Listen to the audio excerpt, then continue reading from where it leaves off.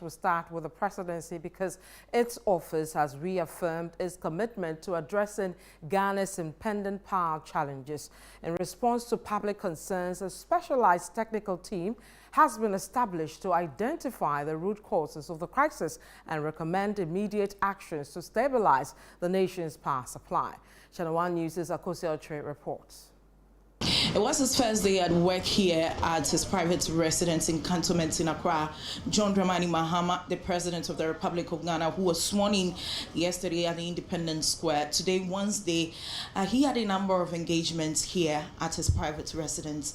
Key among the issues were the issues of the energy sector, where there are reports of unavailability of crude to fuel thermal plants. So what this means is that the failure to take urgent decisions by governments could lead to widespread power outages, which would essentially not be a good start for the John Mahama government. And GridCo has already in its report said that government urgently needs nearly $90 million to avert this looming power crisis. And so the Chief of Staff, Julius Debra, convened an emergency meeting between energy sector players. We had GridCo, we had WAPCO, Electricity Company of Ghana was also here, GNPC, PURC, the Ministry of Energy, BOST, NPA, SunPower, and a number of energy sector players paid a visit to the office of the President to have that discussion on the table. It is needful that we get some liquid fuels for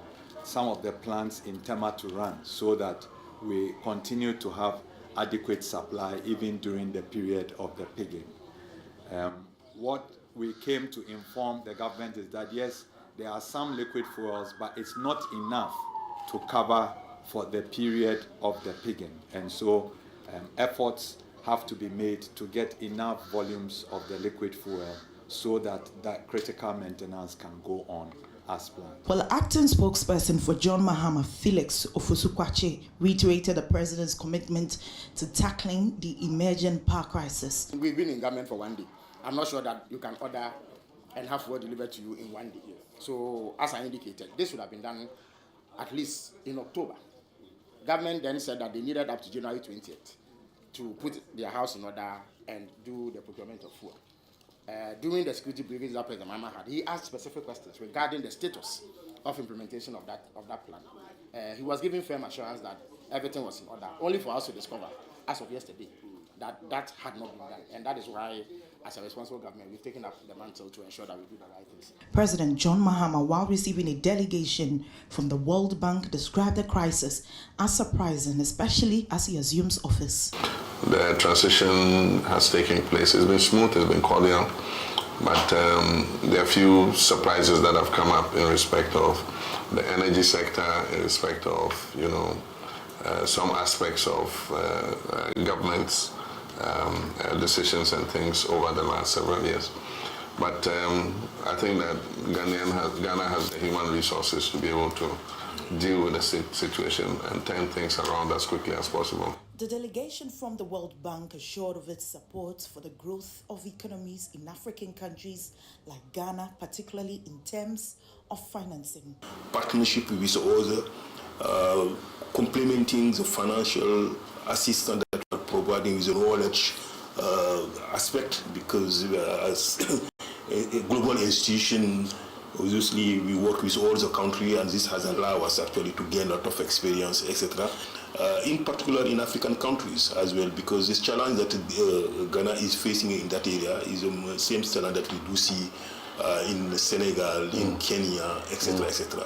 So happy to bring our department working in that area into the conversation with Ghana and see how we can really widen the resource basis in making sure that the domestic resource mobilization part of financing the economy. The World Bank also acknowledged challenges in Ghana's cocoa sector and expressed willingness to offer strategic plans to help the cocoa industry. In particular, the role of the cocoa, but in the same time, what are the challenges that the sector has faced? We have done the Ghana and Cote d'Ivoire together, given the similarity and the complementarity between the two countries. So I think we here too, we have some recommendation that the team can certainly discuss with you at some point, and in that regard, see how we can use our existing program, because we have some dedicated program that exists already in Ghana in order to contribute in addressing those challenges that have been mentioned. The Office of the President also took a very key decision, which is the revocation of appointments of MMDCs. We know that this is in accordance with the 1992 Constitution, and it read, in accordance with the powers vested in His Excellency John Mahama under the provisions of the Local Governance Act 2016 Act 936, as amended by the Local Governance Amendment Act 2017 Act 940, the following appointments have been revoked effective today.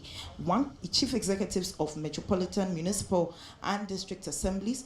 The Assembly members appointed pursuant to the relevant sections of the Act. Now, in the interim, the respective coordinators or directors of the various MMDAs are directed to assume responsibility as acting chief executives until substantive appointments are duly made.